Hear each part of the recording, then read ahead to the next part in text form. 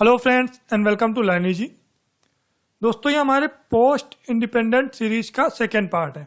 स्वतंत्र भारत का दूसरा भाग है और पहले भाग में हमने चर्चा की थी देशी रियासतों के विलय तक की, और इस वीडियो में हम जानेंगे जो भारत पाक सीमा निर्धारण हुआ रेड क्लिफ रेखा उसके बारे में डिटेल से।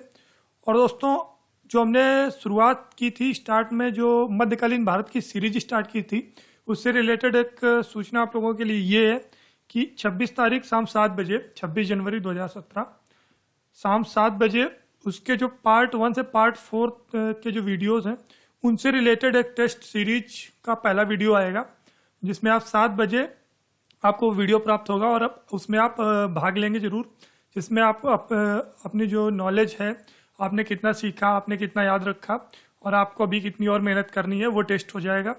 तो उस वीडियो को प्राप्त करने के लिए आप 26 तारीख शाम 7 बजे यूट्यूब चैनल पे विजिट करें। अगर आपने अभी तक हमारा चैनल सब्सक्राइब नहीं किया है तो वीडियोस के नोटिफिकेशन पाने के लिए चैनल को जरूर सब्सक्राइब करें। साथ ही साथ जो फेसबुक का पेज है लर्नी जी और जो ग्रुप है लर्नी जी, उन दोनों को भी ज्वाइन करें जिससे आप हमसे जुड़ सकते हैं। सारे वीडियोज आप वहां से भी प्राप्त कर सकते हैं। फेसबुक ग्रुप और फेसबुक पेज की लिंक इस वीडियो के डिस्क्रिप्शन में आपको प्राप्त हो जाएगी। तो आइए शुरू करते हैं स्वतंत्र भारत भाग 2 की। तो इस वीडियो में जैसा कि हमने चर्चा की, बात करेंगे भारत पाक सीमा निर्धारण की। बंटवारे की चर्चा हमने शुरुआत में की थी अपने आधुनिक भारत के इतिहास के जब भारत छोड़ो आंदोलन के बाद का जो वीडियो आया था उसमें, और इसमें हम बात करेंगे स्वतंत्र भारत की आरंभिक समस्याओं से रिलेटेड टॉपिक्स की। तो सबसे पहले बात करते हैं भारत पाक बंटवारे की मुख्य समस्याएं। जैसा कि घोषणा हो गई थी माउंटबेटन योजना में कि भारत और पाकिस्तान 2 अलग राष्ट्र बनेंगे, अनिवार्य बताया था। तो उसी से रिलेटेड जो मुख्य समस्याएं सामने आ रही थी उन पर एक नजर डालते हैं कि कौन कौन सी समस्याएं थीं जो भारत पाक बंटवारे का जो मुख्य कारण बन रही थी, जो मुख्य समस्याएं बन रही थी। तो सबसे पहले अगर बात करते हैं सीमा निर्धारण।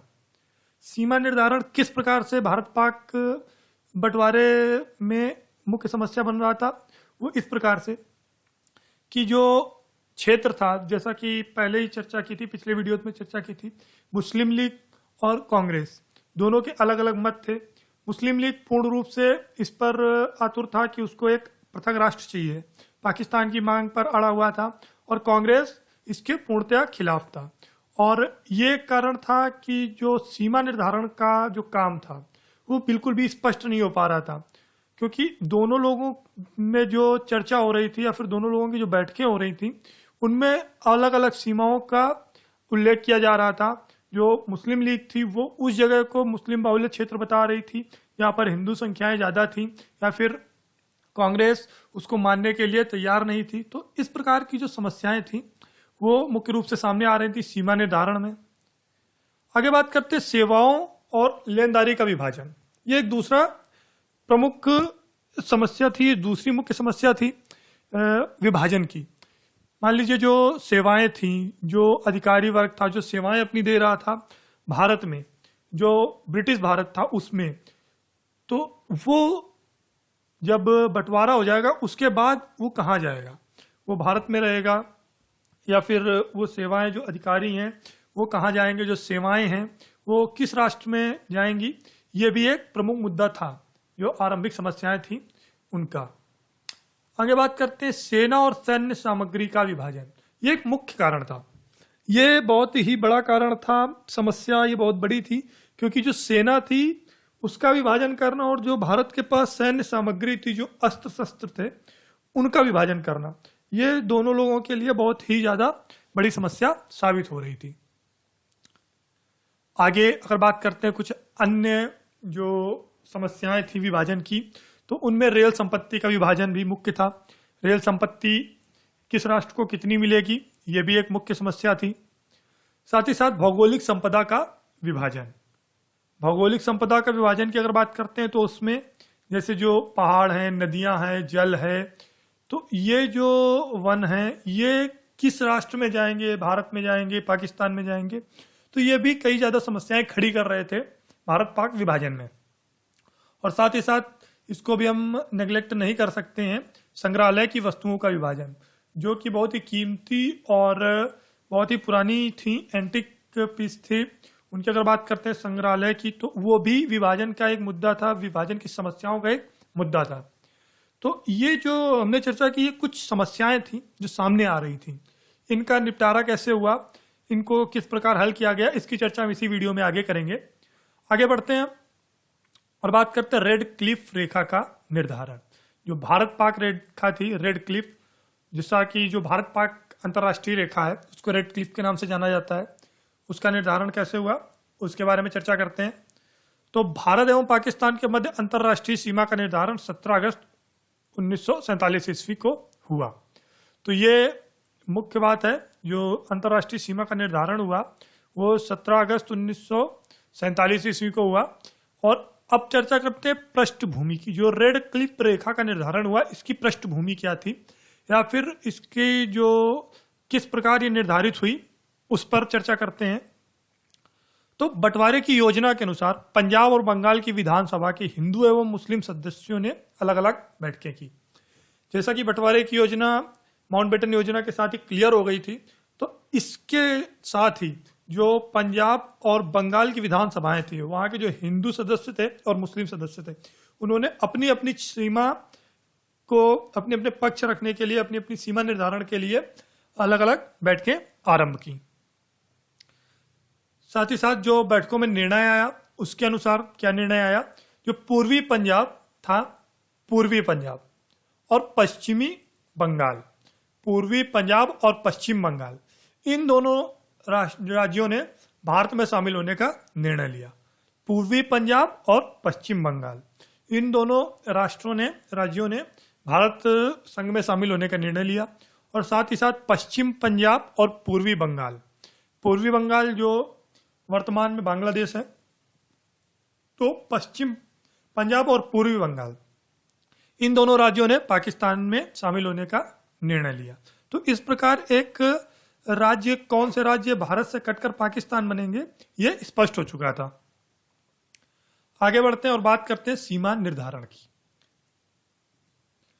सीमा निर्धारण, भारत एवं पाकिस्तान की सीमा के निर्धारण के लिए अंग्रेजी सरकार ने सीरियल रेडक्लिफ की अध्यक्षता में आयोग का गठन किया।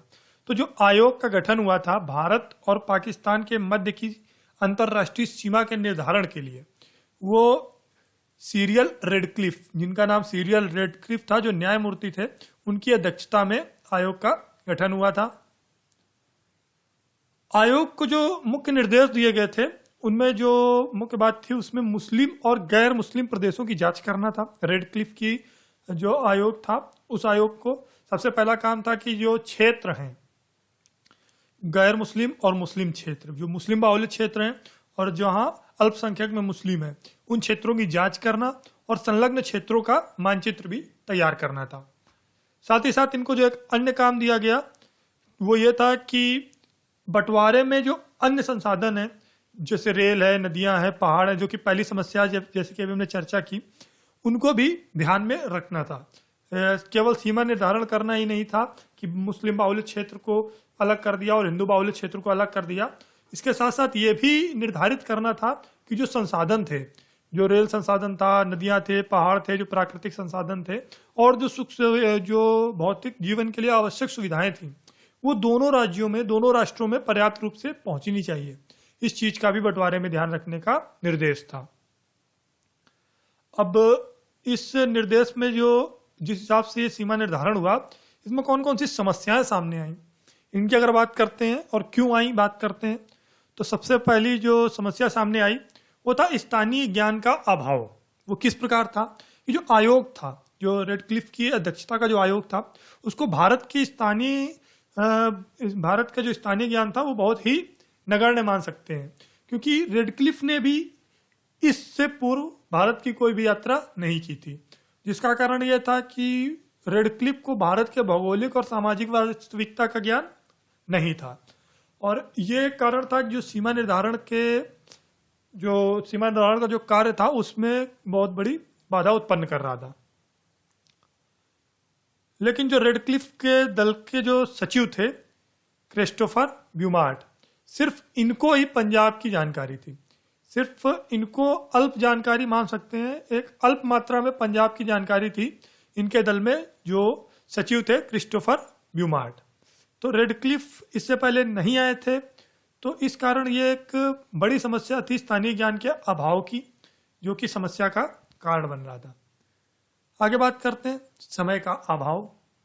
समय का अभाव किस प्रकार था कि रेडक्लिफ आयोग के पास समय सीमा निर्धारण करने का बहुत ही कम समय प्राप्त हुआ। जो अंतर्राष्ट्रीय सीमा का निर्धारण था, लगभग इनको 5 सप्ताह का समय प्राप्त हुआ, और ये एक बहुत बड़ी समस्या थी क्योंकि जल्दबाजी में इनको सीमा निर्धारण करना पड़ा।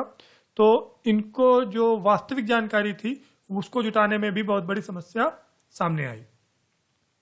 साथ ही साथ राजनीतिक कारणों को भी हम नेग्लेक्ट नहीं कर सकते हैं, क्योंकि जो प्रमुख दो दल थे जिनके कारण भारत और पाकिस्तान सीमा का निर्धारण हो रहा था, कांग्रेस और मुस्लिम लीग, इन दोनों में मतभेद इतने ज़्यादा बढ़ चुके थे कि कोई भी सहयोग करने के लिए राजी नहीं था।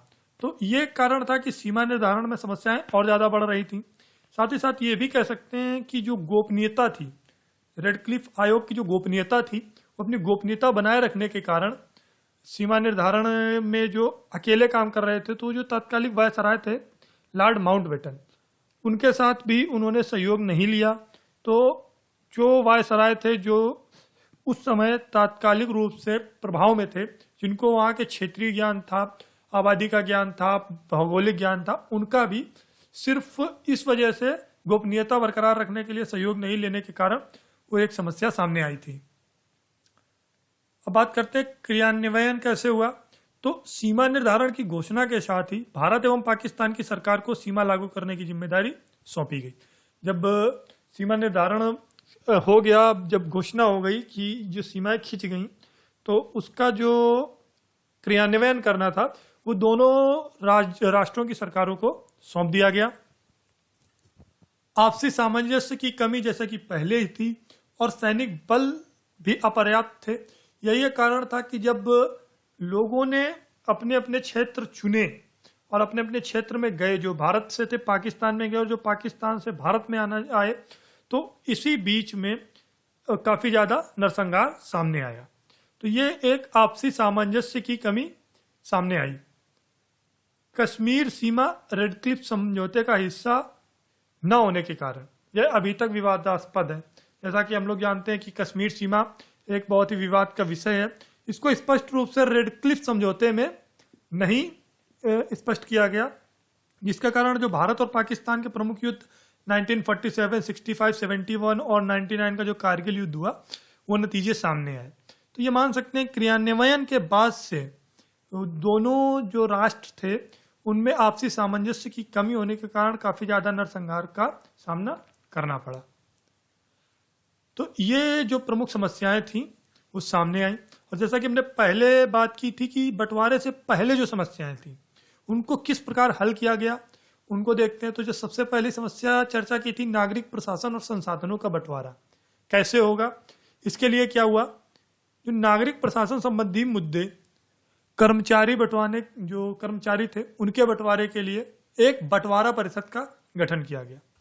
जो नागरिक प्रशासन संबंधी मुद्दे थे और कर्मचारियों के बंटवारे के लिए एक बंटवारा परिषद का गठन किया गया। इसमें भारत और पाकिस्तान दोनों राष्ट्रों के दो प्रतिनिधि शामिल थे। जो बंटवारा परिषद का गठन हुआ, जिसमें नागरिक प्रशासन और कर्मचारियों का बंटवारा होना था, उसमें भारत और पाकिस्तान दोनों के दो प्रतिनिधि शामिल हुए। और इस परिषद का जो अध्यक्ष चुना गया वो लॉर्ड माउंटबेटन को चुना गया। कर्मचारी स्तर पर संचालन समिति नियुक्त हुई, जिसमें HM पटेल और मोहम्मद अली सदस्य थे। जो कर्मचारी स्तर पर संचालन समिति नियुक्त हुई उसके प्रमुख सदस्य HM पटेल और मोहम्मद अली थे। आगे बात करते हैं, जो ये समिति थी इसका मुख्य कार्य कर्मचारियों से उनकी राय लेना था। मतलब कर्मचारियों से ये पूछना कि वो कहाँ पर कार्य करना पसंद करेंगे, वो भारत के साथ जुड़े रहना चाहते हैं या फिर पाकिस्तान के साथ जुड़ना चाहते हैं, ये उनके सलाह लेना था। जिसमें लगभग 1,50,000 कर्मचारियों ने अपनी राय पेश की। अब साथ ही साथ बात करते हैं जो भारतीय सिविल सर्विसेज थी, जो भारत की सबसे बड़ी सेवा थी, उसके अधिकारियों में भारत और यूरोप, जो दोनों देश के अधिकारी थे, दोनों के लिए अलग अलग विकल्प रखे गए।